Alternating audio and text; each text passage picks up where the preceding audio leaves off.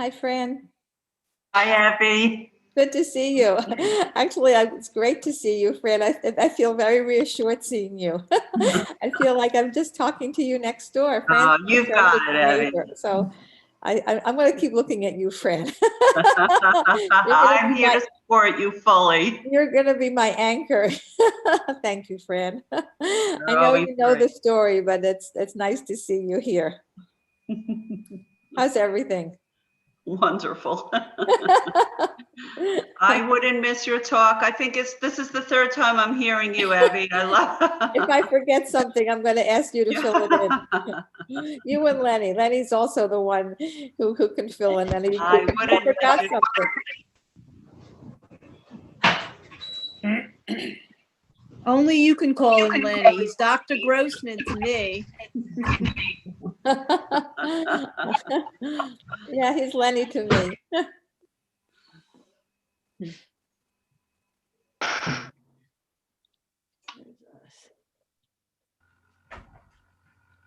Hi, Lenny. Big shot, Fran. You can call him. Well, we've known each other for 30 years. Like, yes. Loud. Yes. Hi, Barbara. Hi, Ari. I couldn't hear anything. Who knows how you do this magic stuff. Barbara, you have mastered it. You are the wizard of Zoom now, and I changed No. It's just a lucky break. I changed your name so you're no longer iPad. I'm looking forward to her getting a smartphone. Hey, Liz. She's going to hit that 21st century soon, Leslie. I know it. Yeah, we have a great turnout. Thank you all so much for coming. How many people have you got? Well, I'm on my porch. We had 46 people sign up. So, and I thought we'd be zoomed out at this point, but thankfully that's not the case. Well, Liz, you'll let me know when, and I'll mute everyone, and you can then start. Okay, yeah, we'll give it another minute or two, and yeah. Because you never know. Tech issues. Yeah, I'm not at my desktop. I'm just on my phone, so it's a little different sitting outside on my screen porch. Well, it's so lovely out tonight, Yeah, Leslie. take advantage of it. Yeah, we ate dinner out here. Oh, good. Smart.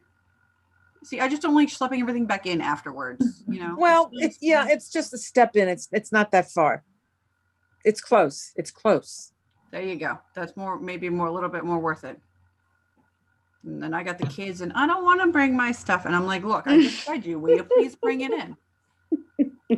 Pretend it's camp. Then they're supposed, at camp, they do all those things and they never grumble. They certainly do. They do it. They train them. It and everything. Right. So.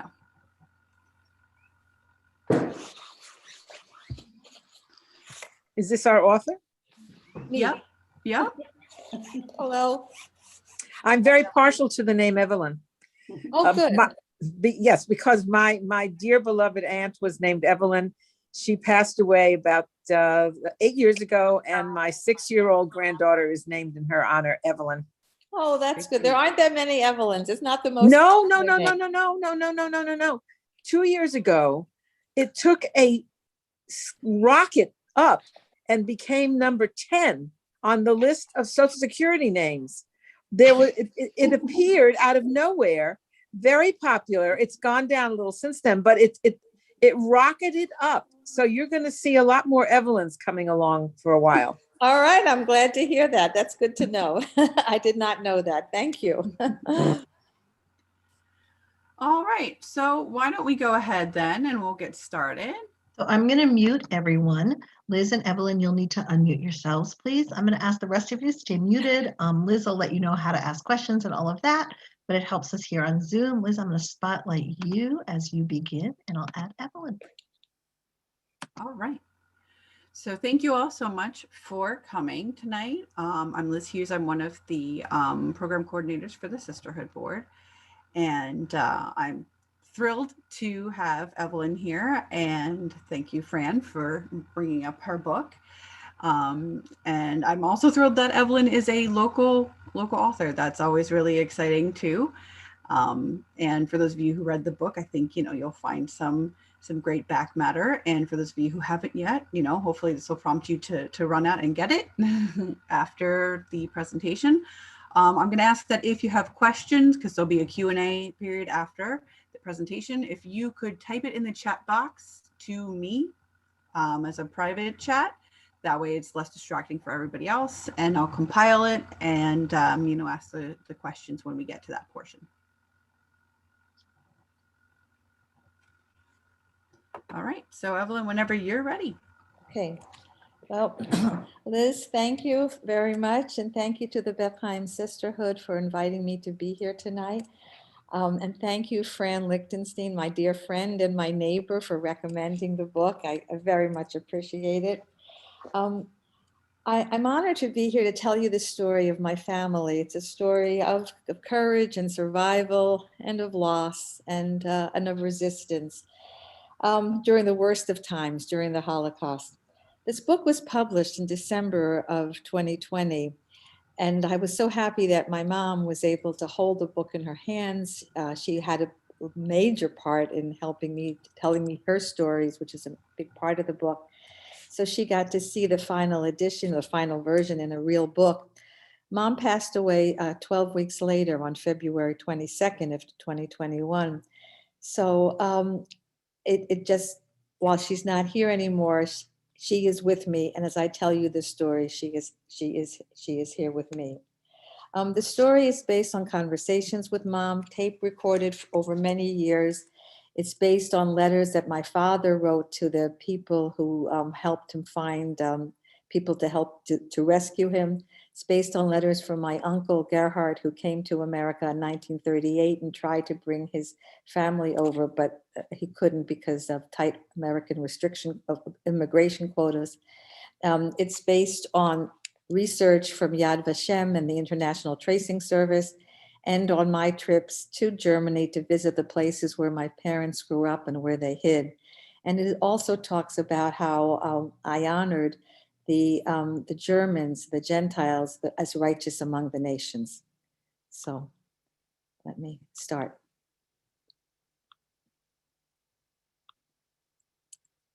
Okay, you should see here, this is the cover of the book. The book is called Hidden in Berlin, a Holocaust Memoir. The picture that you see there are my parents on their wedding day. It was March 29th, 1947, less than 2 years after the war. And Mom is standing with stylishly dressed in her fur coat and a wide-brimmed hat, and just smiling, beaming. My father is a bit more serious, which is his nature, but he's also smiling. And it was an incredibly happy day. And this book is actually the story of two separate families. My mother's family, the Jacobi family, and my father's family, the Joseph family. So, okay, whoops, sorry. This slide here is my father's family. My grandparents are Bertha and Leopold Joseph, and they are there in the summer with their two boys, my father Ernst and his older brother Gerhard. Ernst is the one sitting in the back, and Gerhard's about 1.5 years older than my dad. This picture I find both beautiful and heartbreaking.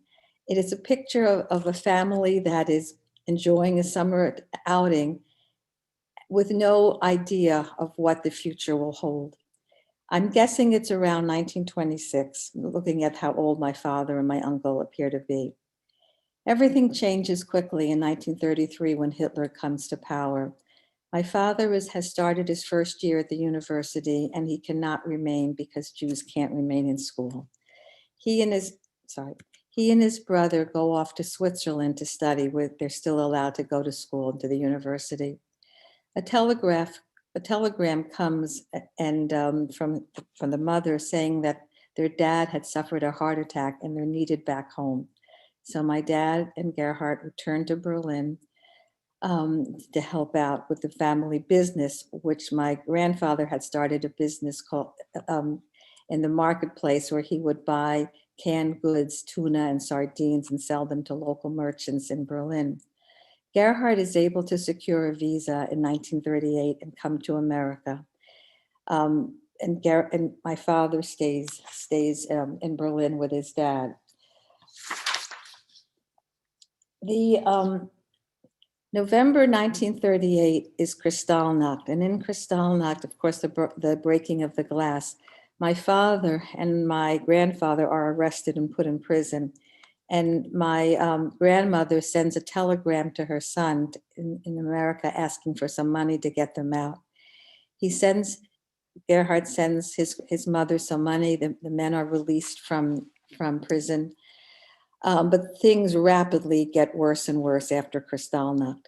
My grandfather is forced to sell his business, and he has to work as a janitor. And my father works at Siemens as under forced labor, Zwangsarbeit.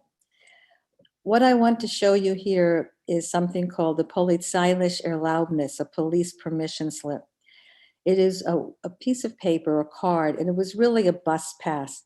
It gave permission for my father to travel on the S-Bahn every day to go from his house to work at Siemens. And I want to focus on two parts of this little document. It's a small piece of paper, about 5 inches by 3.5 inches. And it's frayed because my father would hold it in his hands every day. So on the next slide, I've focused on the top of this document.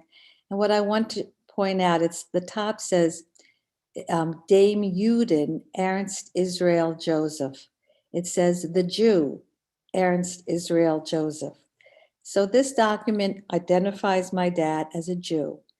His name was Ernst Joseph. Israel was never part of his name. It became part of his name when the Nazis included that for every Jewish man, and they also included Sarah for every Jewish woman. And you can see this here on this document. On this document, it gives the permission for him to go from his house on Kaiser Wilhelmstrasse up to the Siemens, ride the S-Bahn. And the other interesting thing is on the bottom, you will see the eagle on top of the swastika, the Nazi symbol. At this time in Germany, Jews were wearing the yellow star with Judah in it. And the deportations begin in 1941. My uncle during this time has sent an affidavit trying to get his parents out, and they go to the German consulate presenting this affidavit.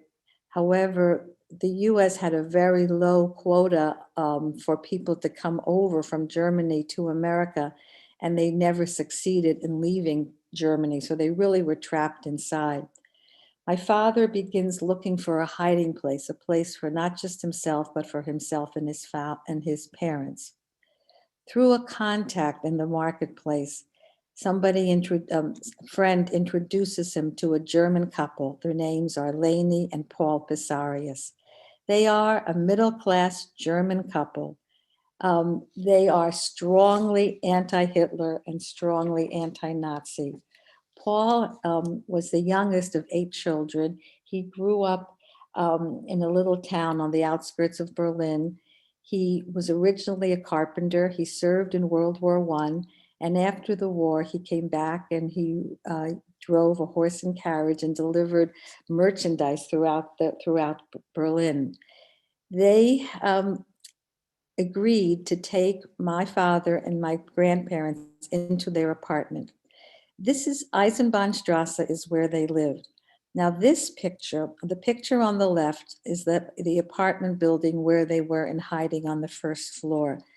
The picture was taken not at the time. We were back in Berlin in 2011, my husband Lenny and my mom, and that's when I took this picture, but I wanted to show it to you. It's an apartment building. They were on the first floor, but this house was a Hinterhaus, which means it was in the back courtyard of the street.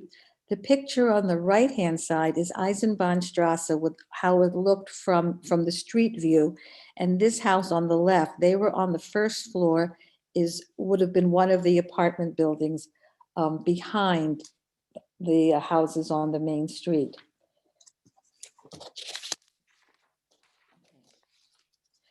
While they were in hiding, they went in hiding in January 1943. When you go into hiding, you cease to exist. Nobody can, you don't have ration cards for food, the authority, you just have to be invisible. To get food, Germans gave everybody ration cards, but of course my father and his parents could not use that. Laney and Paul had theirs too, but that was not enough to feed 5 people, my grandparents, my father, and the 2 of them. So my father would leave their little hiding place, this little room, which was about 10 feet by 10 feet, and go on the street, go back to the marketplace to people he knew to try to buy food for himself and his parents, and to see the girl he loved, Lilo. Lilo's family was the Jacobi family. Her parents were Ella and Bruno Jacobi. I have no pictures of my maternal grandmother, Ella Jacobi, and I have but one picture of my mother's father, Bruno Jacobi, the man you see on the left. Bruno Jacobi served in World War I in the Great War. He earned the Iron Cross First Class, and there's a little ribbon on his lapel, which was part of that honor. He was incredibly proud of that ribbon of earning that Iron Cross First Class. And he considered himself as German and as patriotic as any of his neighbors. And he believed that service would protect his family. For a short time, it did. Bruno Jacobi was a writer. He loved the theater. As a young man, he performed in plays, and later he wrote theater reviews for the Tagesblatt, a German newspaper. In the center is a picture of my mother's brother, Hans Martin Jacobi. It's a picture taken on his first day of school, and it was typical then for young children to be given a Schultüte, a big cone filled with sweets to begin their education. The picture on the right is also Hans Martin. He's about 20 or 21, and that is the last picture we have of him. The next of these 2 pictures on the left is my mother at around 10 years old dancing. My mom loved to dance and dreamed of becoming a ballerina. Throughout her whole life, she enjoyed dancing. On the right is my mother and her brother, Hans Martin. They were the best of buddies. They would swim together, bike together, ice skate. He was her best friend. Mom started school at the Bismarck Lyceum. And at that school, she meets a young girl named Eva Kassira, who becomes very, very important in her life later on in this story. When Hitler comes to power and Jews have to leave school, Mom is allowed to stay 1 extra year because her father was a veteran of the Great War. But she can't stay at the Bismarck Lyceum. She has to go to a Jewish school, the Leslie School. But after that, that's also taken away from her. My mother's family was not religious. They were assimilated Germans, but her mom's Jewish education came primarily from this man, Rabbi Joachim Prinz. Rabbi Prinz was a very charismatic rabbi in Berlin who brought kids to his house on Shabbat where they had lunch together, they played ball together, they sang. And through Rabbi Prinz, Mom learned Hebrew, she learned the prayers, and he gave her a love of Judaism. He also spoke out very forcefully against Hitler, and the Nazis started monitoring his speeches at the synagogue. In 1937, he leaves Berlin and he comes to America. He becomes the rabbi of the synagogue in Newark, B'nai Abraham, and he also becomes very involved with the civil rights movement with Martin Luther King. In the March on Washington in 1963, Rabbi Prinz speaks. He talks about the biggest problem is silence, if you see something, if you see bigotry, you must speak up. Immediately after Rabbi Prinz finishes his speech and sits down, Martin Luther King stands up and gives his iconic "I Have a Dream" speech, which I'm afraid is remembered a bit more than Rabbi Prinz's speech. However, this man was an incredible influence to Mom. After, of course, Rabbi Prinz leaves, we come to Kristallnacht. night of broken glass. And the picture on the right is smashed windows of a store in Berlin. On the left is a synagogue burning. And what is interesting there, on the bottom, you will see firemen actually walking in front of the synagogue. They were not dispatched to save the synagogue. They were there only to prevent the flames from reaching the buildings adjacent to the synagogue. And this was Kristallnacht. It was just a terrible night. Okay. I wanted to talk to you, as I said, after Kristallnacht, things become bad, soon deportations start. And I wanted to read you a brief, a little bit from my book. This is coming from my book. Deportations from Berlin began in October 1941 with the first trains headed for the Lodz ghetto in Poland. Through the remaining months of the year, about 10,000 Jews were deported from Berlin to camps and ghettos in Lodz and Riga, Latvia.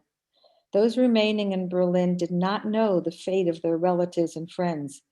If they knew, some might have tried to resist, others might have attempted suicide. The SS created the illusion that Jews were being brought to work camps.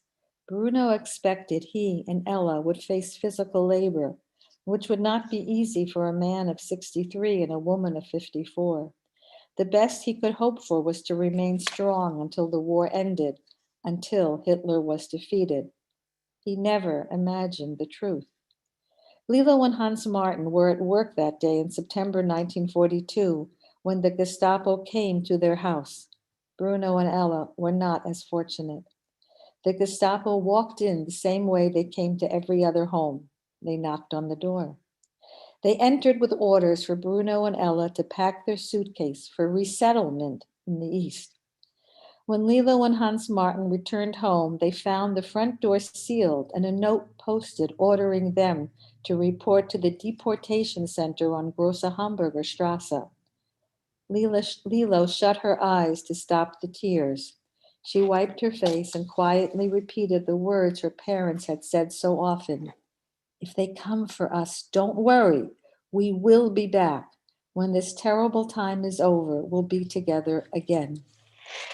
So after her parents are deported, Mom and her brother do not obey the orders. They do not go to Grosse Hamburger Straße. Instead, they go to their former Nana, Clara Paschke's house in Berlin, she takes them in and she protects them until her house is bombed. And when her house is bombed, Lilo, my mom and her brother can't stay there. They literally walk the streets looking for different places of shelter and places to stay. Mom doesn't know exactly when it happened. However, she tried to reconnect with her brother every day, but at one point, she never sees him again. Mom is literally walking on the streets, having no food, no money, and no place to live. When someone calls out, Lilo, wait, I want to talk to you. Mom is afraid. She's afraid of who this is, but she turns around and she sees Eva Kassira.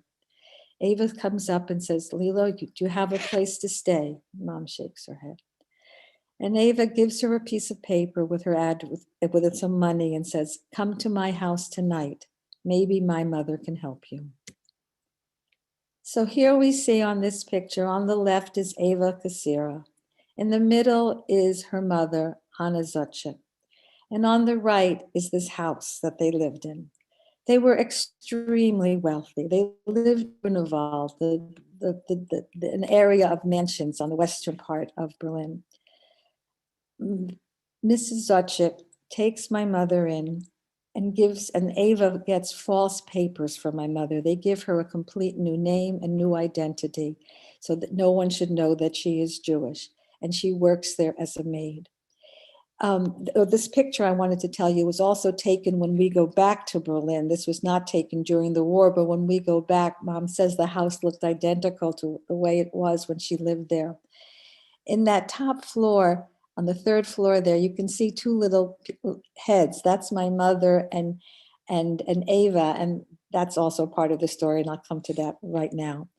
Mrs. Zotchik did not want people to know that this maid slept in the house. So she pretended that this maid had her own place to live.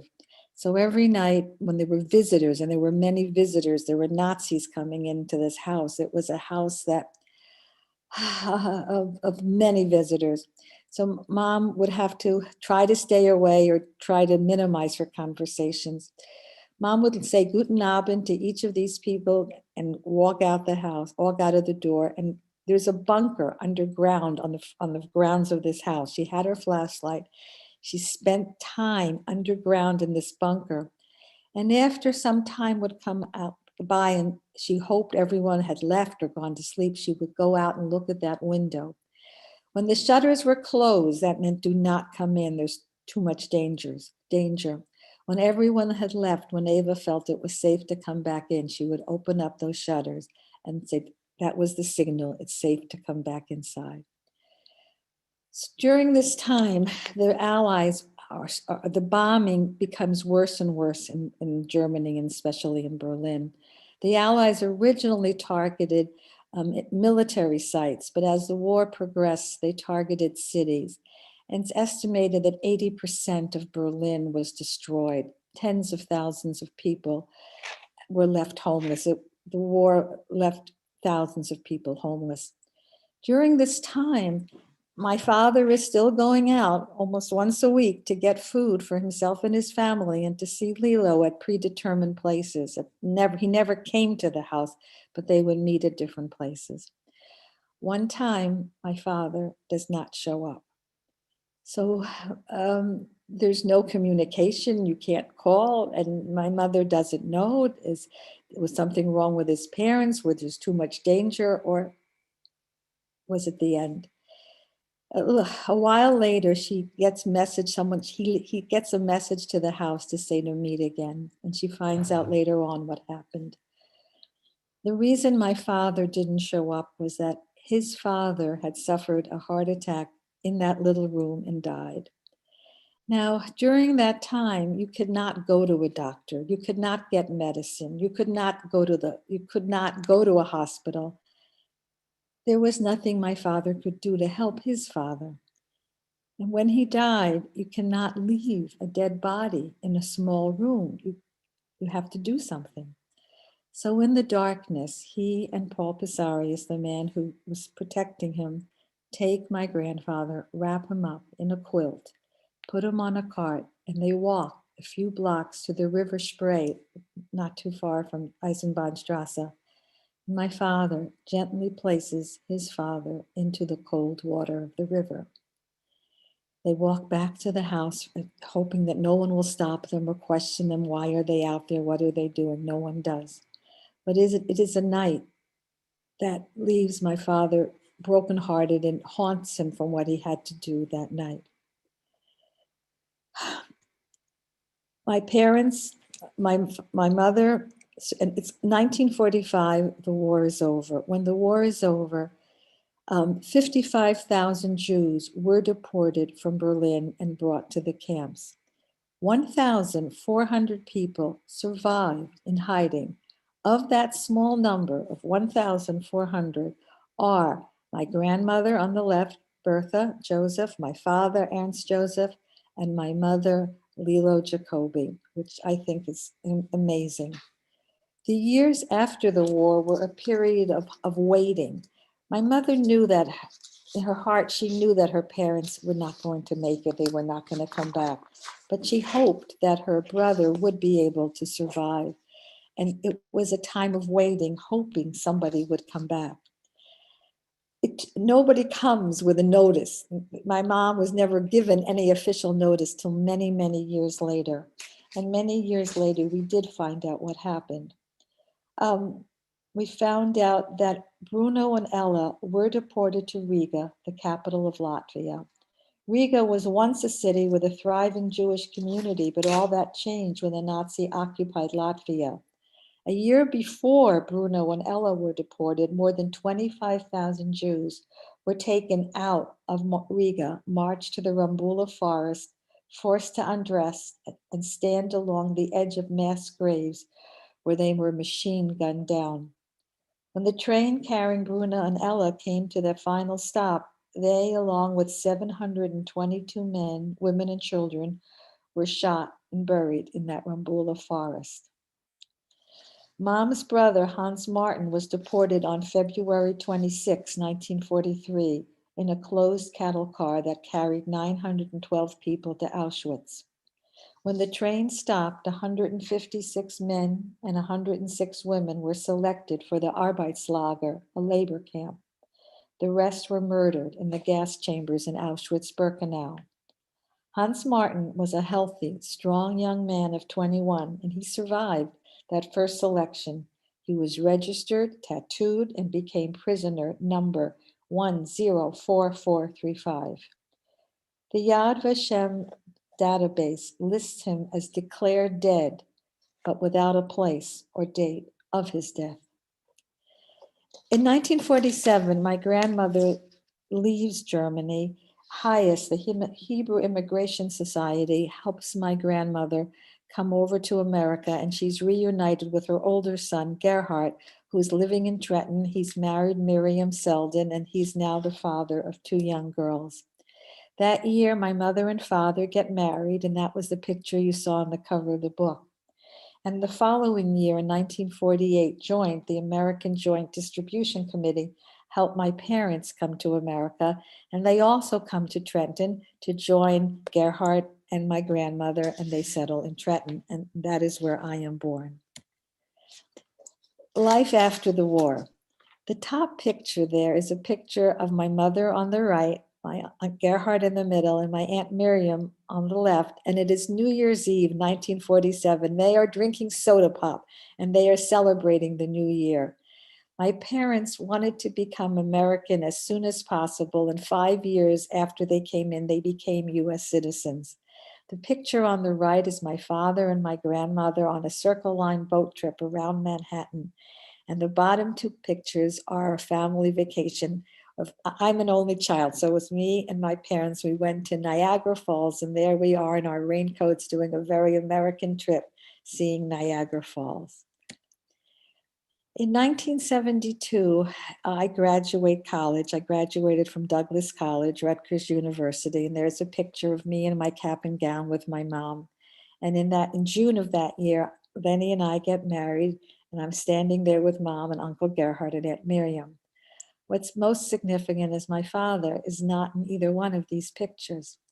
My father died in February of 1972 of a heart attack. He died very suddenly. And my father was an incredibly hardworking man. He came to America and took jobs in the factory, later at the US Post Office. He loved classical music. He loved math. He was excellent at it, and he loved me deeply. His death has, his words and his influence has stayed with me forever. I'm skipping now to 1988, which was the 50th anniversary of Kristallnacht. The Jewish Center in Princeton had a program to commemorate the 50th anniversary of Kristallnacht, and Princeton Packet wrote an article about it. I bring this up because my mother spoke there, and she spoke to a crowd of about 200 people, telling them of her experiences and what she saw on Kristallnacht.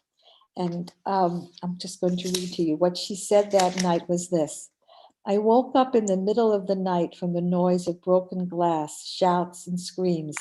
I climbed out of my bed, went to the window, and saw how the Nazis smashed all the windows in Jewish shops, homes, and buildings. I saw through my window a ball of fire coming out of the synagogue. Oh my God, they destroyed everything. Burned the Torah scrolls, arks, curtains, prayer books, everything went to flames. But that was not all. I saw how people, young and old, were beaten with sticks and stones. I saw them lying in the street. I heard them scream. So 50 years after the event, those images are still very vivid in my mother's memory and in her mind. At the end of that night, one of the congregants, Ruth Faith, comes up to me and says, Evie, I think I know a professor in Princeton who's related to Ava Kassira. My mother went on to tell how she was saved by Ava Kassira and Hannah Zuchek. So when Ruth Faith says she thinks she knows somebody related to Ava Kassira, I look at her a bit confused and a bit skeptical, but indeed Ruth was right. A man in Princeton, Professor Peter Perret, his mother was Suzanne Cassira, who was Ava's cousin.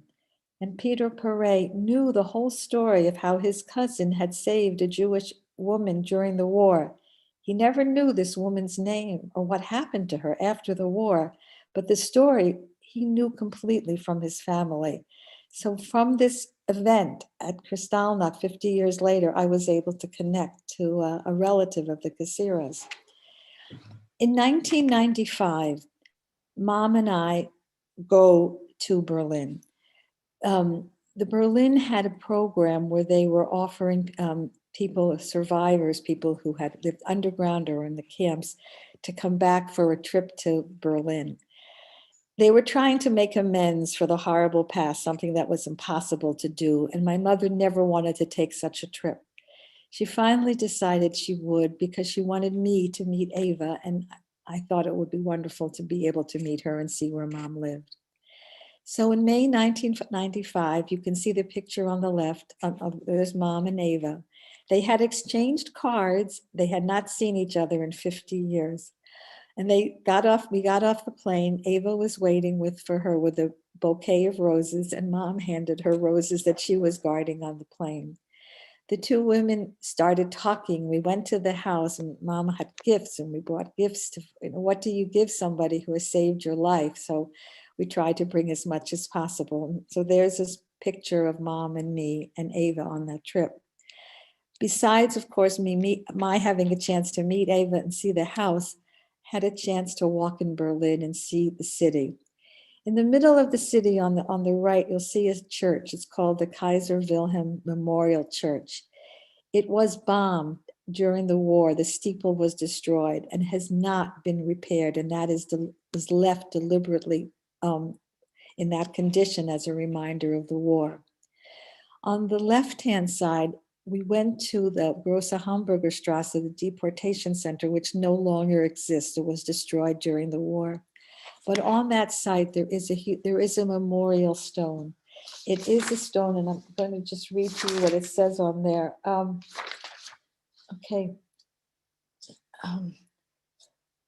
The memorial plaque says, this was the location of the first Jewish old age home in Berlin. In 1942, the Gestapo changed that to a headquarters for Jewish people. 55,000 Berliner Jews of all ages were sent to the KZ Lager.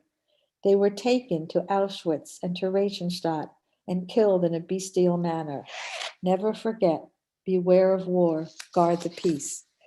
So this site was the last place before her Mom's parents were taken away, as well as thousands of other Jews. And it's a grave site, basically. When I left Berlin, I knew that I wanted to honor the rescuers. It took many years for that to happen, but to do that, you have to send an application to Yad Vashem, and you need to have your story corroborated by a third party. The man in the middle there is Peter Perret, this professor, this cousin of Ava. He kindly submitted the corroboration of the story. Yad Vashem did approve our request to honor them.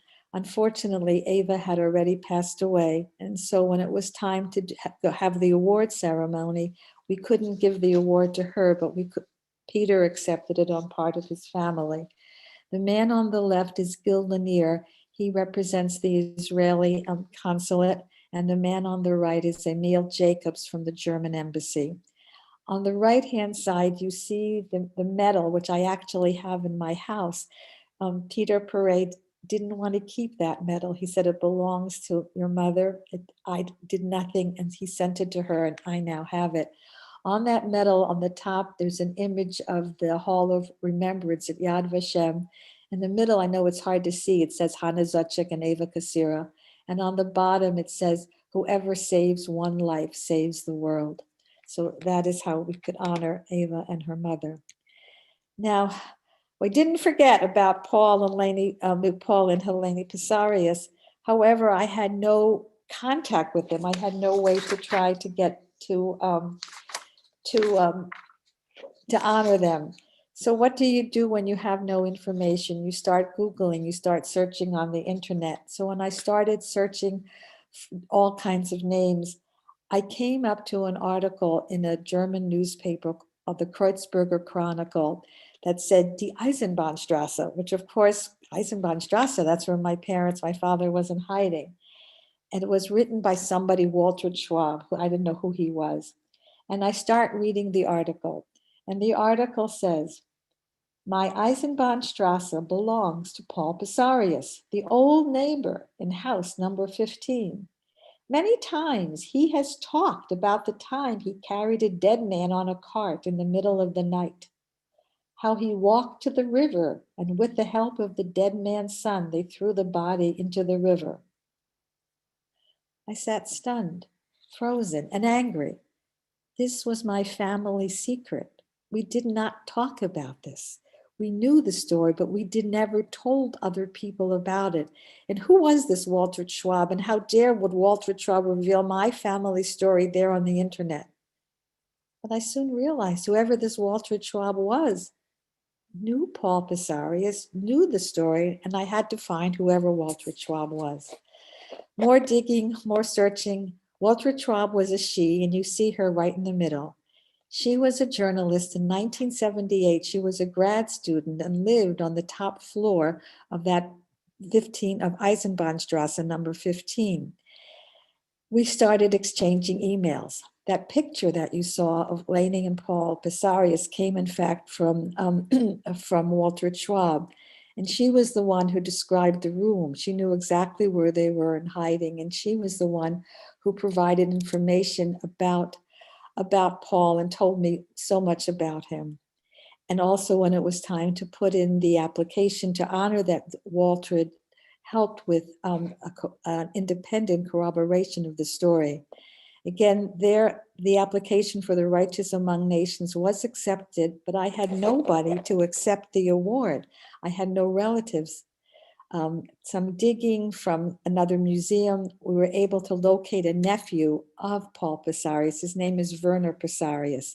He knew his uncle, he knew the whole story, and we went to Andernach, a little town on the western part of Germany by the Rhine River. And the man on the background is Emmanuel Nashon. He was the Israeli ambassador to Germany, and he presented the award to Werner Pisarius at the ceremony there in Germany. I've been studying German mainly for that one day or for many reading documents, but so I could speak to Werner and give him my deepest thanks in German for what his family did for my family. So I wanted to just also end with to tell you that this book was published in December of 2020. And this is a picture of my mom holding the book. And I was thrilled that she was actually able to hold the book and to have this, and the story finally was done. Now, since Mother's Day is coming up this Sunday, and this will be a hard Mother's Day for me, I wanted to just share a couple of personal pictures, if you don't mind. I wanted to share these two pictures.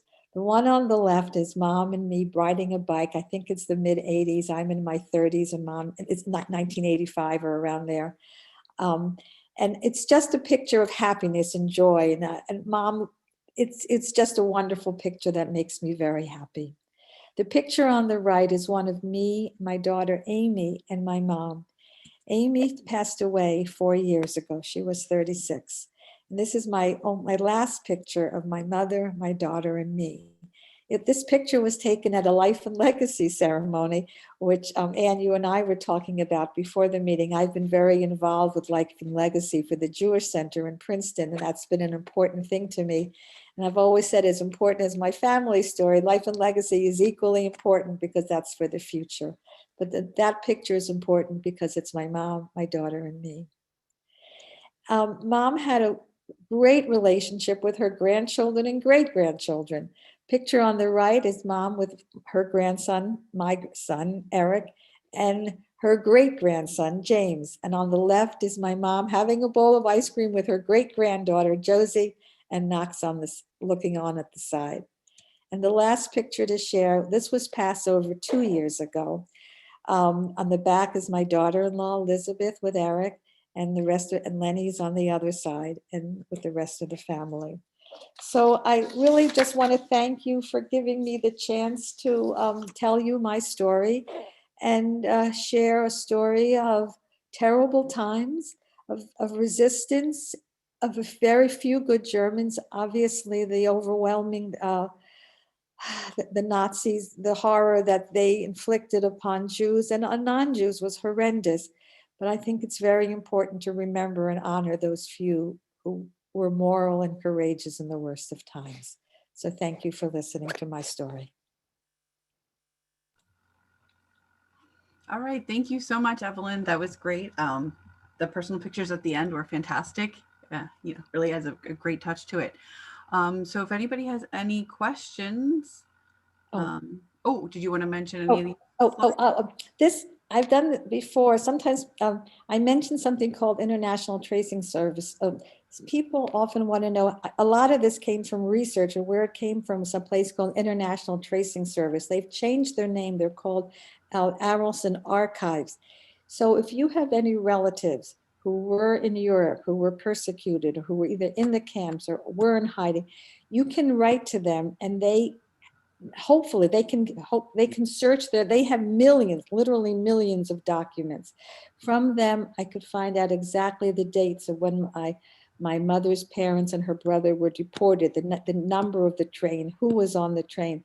I also found out information of when my parents came to America, the names of the ships, the dates. So it's an incredibly wonderful resource if anybody is looking to do research on their families. Try them. Also, HIAS and Joint were also great sources of information. So that's another place you can go to for information. Okay, I was going to get out of the screen sharing. Let me just see if I can. Sure. Thank you. Yeah, thank you for that resource. Sounds invaluable. Okay, so if anybody has any questions, I didn't get anything in the chat box. So if anybody wants to either type something now, or if you just want to raise your hand, I can kind of call on you guys so we don't overlap with crazy Zoom stuff. I am seeing Donna. I got to unmute myself. I read the book and couldn't put it down. It was fabulous, and actually similar to my mother-in-law hid out on a farm somewhere in Germany with fake papers, and even the people she was with thought she was a Catholic girl. They didn't know who she really was, but she lost her whole family. But anyway, my question is, what made you decide to undertake this book? I mean, not only time consuming and, creative research, but emotionally. I mean, did your mom ask you to, or did she not want you to, or? I think it was originally so this story wouldn't be forgotten. No, Mom really did not. She would say, who cares? This is old stuff. We move on. Mom was a very forward-looking person and did not want to dwell on the past. It was more me who wanted to remember the story and write it down. And it took many, many years, it was mainly so that the family, my children would know, and my grandchildren. And then as I got into writing it and editing it, and then making it more readable, I think the first version of it was probably just an outline of, okay, they lived here, this was the street, they went there. And then it kind of got a little bit more embellished with more of a writing, and it wasn't just factual information. But the reason was so that I'm lucky in that I know so much of the story. Many people have told me that their parents didn't say anything. They don't know the stories. Right. And so many stories are lost because so many people just could not talk about what happened to them. And so those stories are not told because it was too difficult for people to tell their stories. But I did know a lot of the story, and I wanted to preserve it. Great. Thank you for doing that. And Leslie, I know you had sent a comment. Maybe are you going to mention that? I don't want to steal your thunder. Right, I'll mention just the comment as in, and then a question. My comment is that that connection with Rabbi Prinz My daughter is the cantor at Temple B'nai Abraham now. So Oh, the story of Rabbi Prince is legendary. wow. Wow. So I'm up there quite often. Did you know Rabbi Prince? No. This is no, but the films about him. There is a video of his entire speech at the MLK Yes. presentation on that day. I So you looked it can up. hear his I have. entire speech. Yes. In heavily accented German, but you can hear the whole thing. I perhaps you mentioned it, but I didn't get it. Are you a writer? Are you a professor? What was your career choice that ties into all perhaps your ability to sit down and be willing to write a book?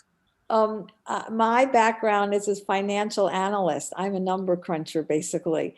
I'm very comfortable with, I worked for years as the commercial real estate department, first at United Jersey Bank, Bank of America, then did CDOs, collateral debt obligations. Numbers, I'm very comfortable with numbers. But then the financial crisis came, I lost my job, and I decided, my kids were already finished with college, my husband was working, and I decided I wanted to get this writing done. And the first thing I did was I enrolled in German at Mercer County Community College, because I knew a bit of German from hearing it in the house, not that much, because my father didn't want German to be spoken, but I didn't know any grammar. I couldn't speak very well, so I decided I needed to learn German. And then I took courses at Rutgers. And then when we went on the trip, that helped tremendously. I just knew I think that trip when we went to Berlin and I met Ava and we walked on the streets, I wanted that story to be remembered. So no, I'm not a writer. I did this to preserve the story. That's beautiful. It's wonderful. And my family story comes out of the Russian Revolution and what they lost, and how my father was the only one that they sent out, and which is why I'm here today with the rest of the family. So, but like as you said, almost never wanted to talk about it. How any information came out was just amazing, because he was so reluctant. Thank you. This has been a wonderful presentation. Thank you. Thank you. Really terrific, because people are forgetting what happened. And it's books like yours and meetings and presentations to children and college students that will keep the memory alive. It's too easy to forget. And the Holocaust is sinking back, I'm afraid, to the time of almost the revolution. It's that far in the past. And it happened to real people. And if the children see the real person, that's even better. That's terrific. That's even better. I know someone who used to go from school to school and make presentations, and I thought that was really exceptional, really, really important, that the children should see someone who really lived through this time. And it's not possible really anymore as they age. Thank you very much. Thank you. Hello? Very true. Hello. Bettina, do you have a question? I have basically a comment. My sister was a hidden child in the Holocaust with my mother, and she kept a diary like Anne Frank, but she and my mother survived. And it was turned into a book called Behind the Secret Window. And I think your grandchildren would love the book, because it's appropriate for young children, their age, and it tells how she was hidden for 2 years with my mom. So this was very enlightening, and it's wonderful that your family came to this country and you have positive memories of them coming here and living here. Yes. That's wonderful. Thank you. Thank you. Thank you. Yeah, so thank you, Bettina, for sharing that. That's another good resource too, for the younger groups. So Evelyn, are you thinking of writing anything else? Has the writing process, been kind to you, or you're like, no, I don't. My story, it's great, and I'm keeping it. I don't know if I'm going. I've been trying to, I worry about Germany today, about anti-Semitism. So actually, I've been spending more of my time trying to see. I think it's awful. It's not Germany anti-Semitism. There are more and more incidences there. I worry that Angela Merkel, who won't be chancellor after this year, she's been wonderful. She's been very supportive of any kind of remembering the Holocaust. There's growing anti-Semitism in Germany and France and all over, and that's been occupying my time. I sort of feel like a watchdog to kind of see what's going on there. I don't know about writing, but that's been actually I've been interested in that. Yeah, well, that's plenty to keep you quite occupied. Yeah. So, anyone else? I'm scrolling back and forth. I don't want to miss anybody. So, all right. Well, thank you again so much for taking the time to share your story, both in the book form and then here with us tonight. And thank you everybody for joining us. And if you haven't read the book, I hope that you get a chance to do